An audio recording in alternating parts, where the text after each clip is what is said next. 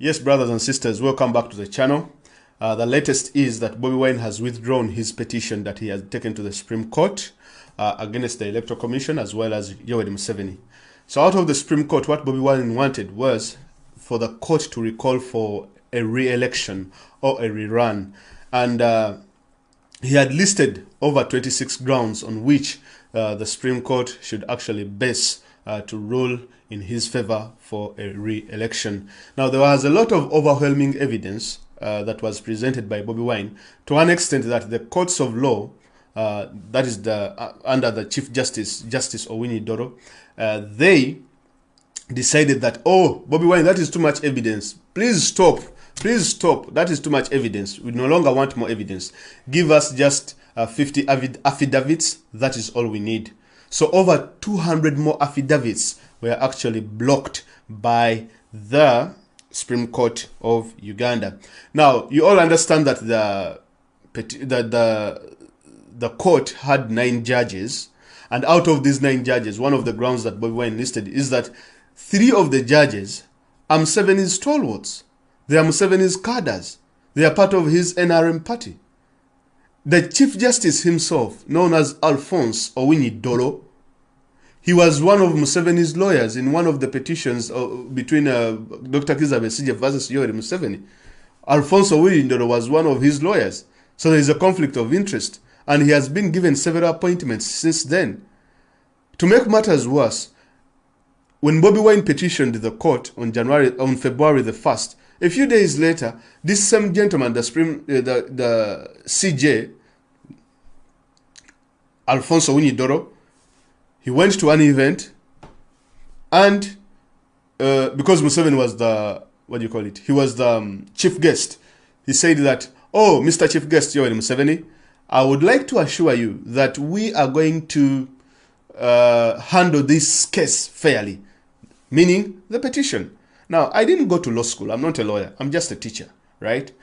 But I've heard of something called sub judice, whereby you're not supposed to speak about a case while it is in court. Here we have a Chief Justice known as Alphonse Owini Doro speaking about a case that is before him. And to make matters worse, the same gentleman, he's speaking about this case before a person that has been dragged to court by Bobi Wine, which is really interesting. Museveni's reply was he just kept quiet. He's like, I think Museveni was also surprised that this guy I don't have any kind words, but Museveni must have said, what is wrong with this guy? We are trying to play a game here, and he's trying to expose it all over the public. A couple of days later, he goes back to the State House. He makes demands to Museveni to give more money to the judiciary. When the newspapers revealed the story, the gentleman said that he had gone to swear in a judge in the State House of Uganda. That is Owini Doro.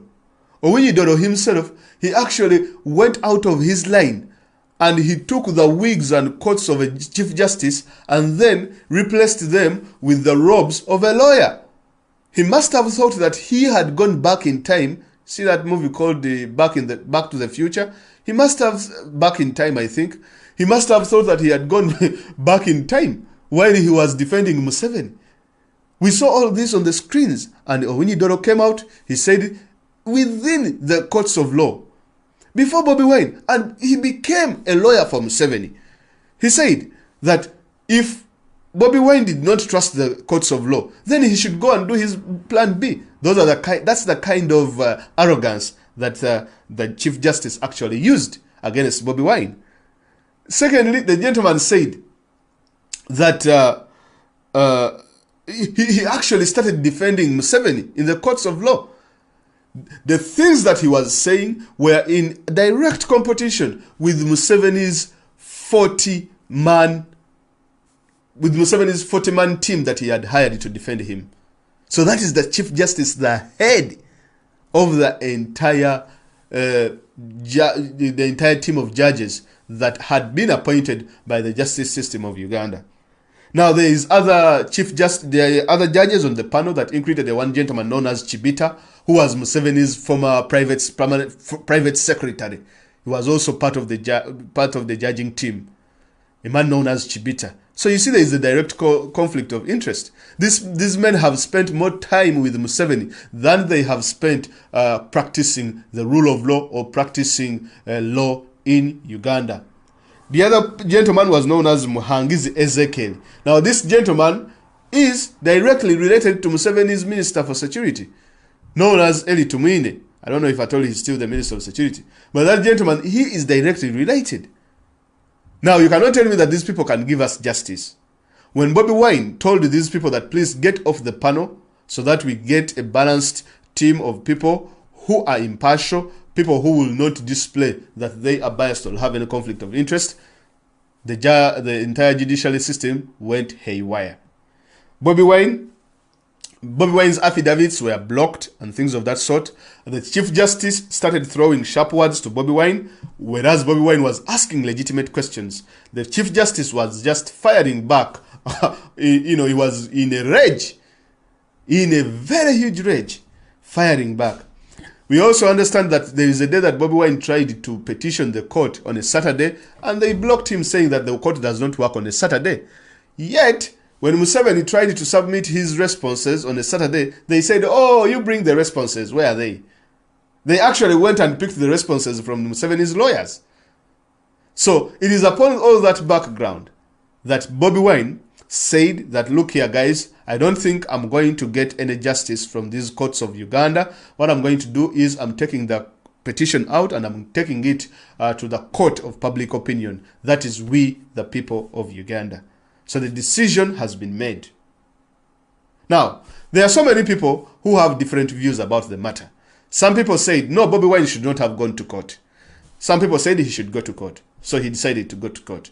So when he went to court, some people said, okay, now we reached this impasse. And then some people said, okay, Bobi Wine should withdraw the case. And some said that Bobi Wine should not withdraw the case. He should see the case through. Right? So in the end, of course, as we know today, Bobi Wine withdrew the case. Now, my explanation or my analysis on his withdrawal is this. Why did he withdraw the case? Did he win without even having a verdict? Or did he lose? Or was the outcome going to be any different? Now, there were so many signs that showed that really the court was not going to decide in his favor. Blocking affidavits, blocking evidence, and putting all these kind of hurdles of, petitioning on Saturdays and things of that sort. So many things. They really showed that we are not going to side with you. And the fact that the Chief Justice was making demands of money from the president, and the fact that the Chief Justice was, speaking about the case while it was already in court, breaking the rules of sub judice and all this kind of thing. These were signs that there is no way they were going to actually rule the case in his favor. So, in the end, if at all we had seen the case through, it would have legitimized Museveni. Because Museveni, the way he prepares his cards, the way he decks the way he prepares the deck, is to make sure that the deck looks a bit impartial, but being partial, favoring him. That's how he prepares the deck. That, when you're playing, he will give you a couple of monsters and a couple of twos, but then he will give himself more monsters, more twos, and more J's. And then he gives you more Q's and Z's and whatever. That's how he prepares the deck. Now, it is upon the people who are handling the deck to make sure that they serve or they distribute their cards in that particular order. But because these people are overzealous and they want to show that Museveni, they are working so hard for Museveni, they make these sorts of mistakes. Because what Museveni wants, the reason as to why they came up with a figure of 58% and not a 98% or a 70% or an 80%, is to make sure that they strike that balance where the international community can say that, okay, look here, the election was not free and fair, but it was close. See, Bobi Wine got 32%, but Museveni got 58%. It means that his supporters declined a wee bit. You get it? You need to strike that balance. That is what smart dictators are doing these days. But now, all of that was rubbished when Bobby Wine actually produced evidence that to the fact that even the percentage did not matter. So if we had gone on with this case, what would the verdict would have been? An 8 to there are 9 judges, right? It would have been a 4 to 5. 5 in favor of Museveni, 4 in favor of Bobby Wine, to give us that verdict. That, oh, the judges were too split. It was really tight. It was so close that Bobby Wine got 4 judges and Museveni got 5. That is already premeditated and pre-prepared even before the entire process begins. But these people messed up because what Museveni wanted was for Bobby Wine to stay within the case, to not withdraw the case, to make sure that they get that margin that they need to legitimize their theft in one way or the other. Because this was Museveni's last-ditch effort to legitimize the stolen election. This was his last-ditch effort. But now, the Chief Justice Owiny Doro, publicly he has shown that he would not actually he would not show that sort of, that sort of facade that Museveni wanted, because he's not a good learner. He did not understand what Museveni had taught him. A bit dense, maybe I would say. I'm very sorry. Because for things that he did, even me who did go to law school, I cannot do such a kind of a thing. I think I can do a better job. Now, the lawyers have also failed. Because Museveni's lawyer, he has a team of 40 lawyers. These guys say they are the same lawyers that have been in all cases since 2001. And no one has ever withdrawn a case. All of these cases, they have been through them. But for the very first time, people have withdrawn a case. So it means Museveni cannot hire them again because they have failed to keep Bobby Wine in the courts of law. Because that's his cliche. That's his thing that he knows. That is his modus operandi. That's his recipe. He doesn't want his recipe changed. He says, go to the election, steal the election, close margin, go to court, make sure that you rule the case in my favor, but with a tight margin, 4 to 5, 3 to 4, things of that sort. But now he has been denied this sort of thing, and there is no any sort of legitimacy. So the Chief Justice and these other judges who have been on the panel, I think Museveni is going to punish them heavily. Secondly, the lawyers, those ones are not going to be hired again.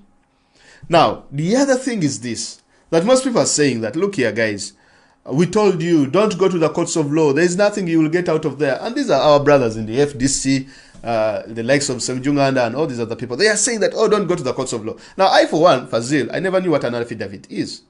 Because I've never been to a court of law, number one. And there are so many people like Fazil, like me, right? I had never followed step by step an electoral process for over 3 years in my life. I've never done it. And there are so many other people like me who have never followed an electoral process up to where we are today. And these are people who have lived through electoral processes since 2009. Actually, since 1986. No, since 1981 or since 1986. They have never followed everything to the detail. But all of a sudden, even when Bobby Wine is fighting the system, even when Bobby Wine is going to these courts of law, participating in the elections, the people of Uganda are taking notes.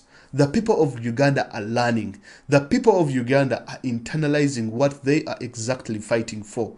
The exposure that Bobby Wine has made has led to so many people who have been supporting Museveni to look at the situation and also say, but look here guys, even though I'm supporting Museveni, but what we are doing is not right. For the very first time. Back in the days, it was unheard of for an NRM person to critique their fellow NRM people. It was unheard of. But now it is happening. All of a sudden, people know all the basics of the rule of law and constitutionalism. All of a sudden, the people know about presidential petitions. People know about the entire electoral process, that someone cannot obtain 100% turnout in a particular polling station. We know all these details.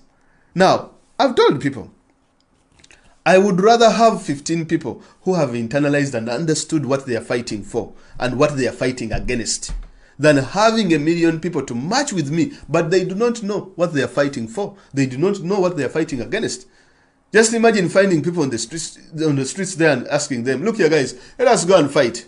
What are we fighting for? We are fighting for Museveni, to remove him from power. Why do we have to remove Museveni from power? Right? Why do we have to remove, people will ask you such questions.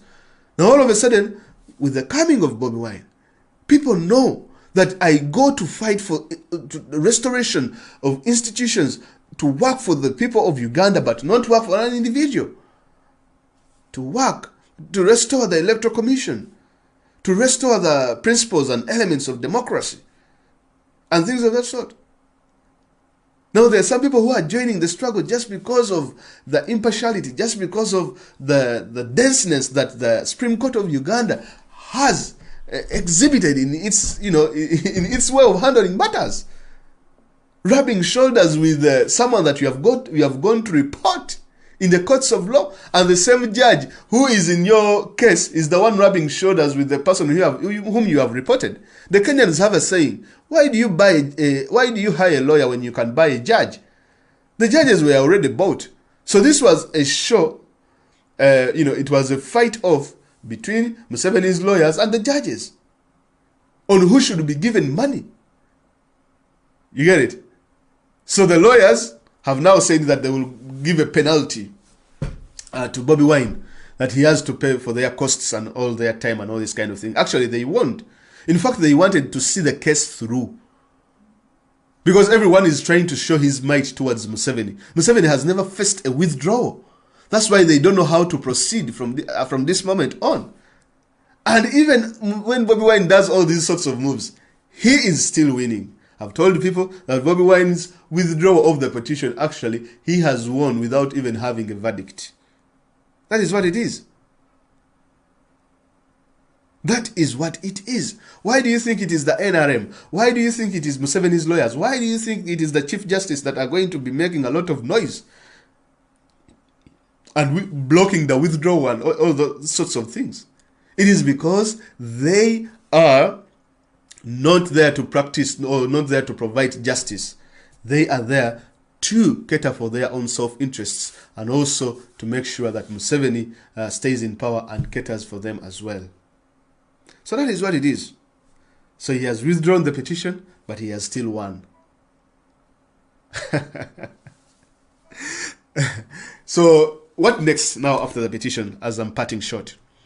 What I think Bobi Wine is going to do is, number one, he has said that they are seeing the process through, provide more evidence. But then what he's going to do is he's likely to swear in himself as well. That's what I'm seeing. He's going to swear himself in, Bobi Wine. And then he might create a parallel government in one way or the other. That's where it might lead. That's what I think. It might not happen. But because he has not gotten justice from the courts of law, he has not gotten justice from the Electoral Commission, and he is the one we recognize as our president. So when Museveni swears in, I do not believe that Bobi Wine will just look on. There's something big that is going to happen. Now, for the international community, they are split again. They don't know what to do. Of course, they are still going to push for a re-election, but they might push for a shared government or a government of unity, some sort of thing like that, because they cannot legitimize Museveni's election. They cannot legitimize Museveni's court process. That is why you see the European Parliament made a decision before waiting for the Supreme Court of Uganda to make a decision. You get it? So the same thing is happening with the Americans and all this kind of thing. That's for the international community. They will have to either push, number one, for a government of unity, something of that sort, or they will be pushing for more re-election. They will be pushing for re-election and that sort of thing. That's what they are going to do. But for Bobi Wine, he's likely to create a powerful force, and he's, I think, likely to bring a big coalition of the entire opposition and then create a parallel government in one way or the other. That's what I'm seeing. That's what I think he might do. And then afterwards, he's going to go to the court of public opinion. Now, that's a very scary court because it has no judge, it has no lawyers, it is the people. Now, that's a very, very scary court, the court of public opinion. Museveni knows what you can get out of that court. So that's where the international community is going to because it is split, and it might try to do these negotiations and things of that sort. Because the moment the international community decides to recognize Museveni as a president, then everything is going to, it's not going to go down well. It's not going to go down well. Because they have to keep that balance. Because if you recognize Museveni as the Americans, then you are directly in support of what Trump did and his supporters at the Capitol buildings, the insurrection and things of that sort. Because if you support Museveni here, you are directly contradicting yourself with what happened in America. So it means Trump was right. If you recognize Museveni as a president, it means Trump was right. And everyone will, because it is going to set a precedent on the African continent that the American government cannot touch these people or cannot touch Museveni. There's nothing you can do. You cannot take away his money. You will give him more things, you give him all sorts of things here and there because you have legitimized him. But back home, when Trump tried to do the same, bang, you wanted to impeach him and things of that sort. So they are also between a rock and a hard world. For the people of Uganda, we are coming to you with our case. And please be impartial in your judgment. Thank you very much for listening. Subscribe to the channel, share the video, and we shall meet in the next one. Bye-bye.